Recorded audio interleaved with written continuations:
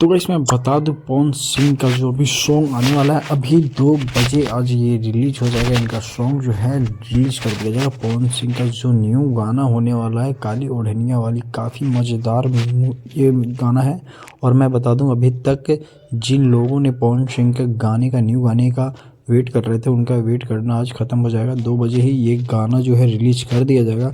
अगर आपको ये गाना सुनना है तो गाइस हमारे चैनल के जो है डिस्क्रिप्शन में आपको उस गाने का लिंक मिल जाएगा।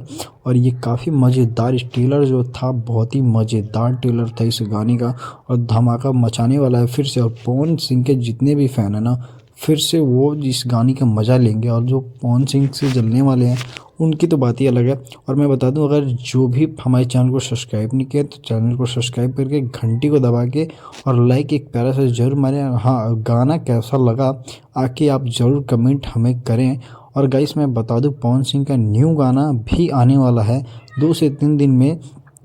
3 से 4 गाने रिलीज कर देंगे पवन सिंह, क्योंकि इन्होंने शूटिंग कर रखा है और बस रिलीज टाइम जो है वो एक सही टाइमिंग देख करके वो रिलीज कर देंगे।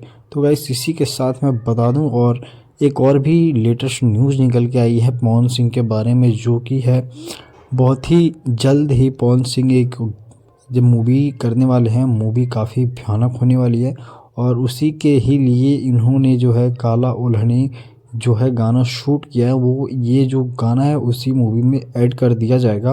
और ये जो काफ़ी मज़ेदार गाना है।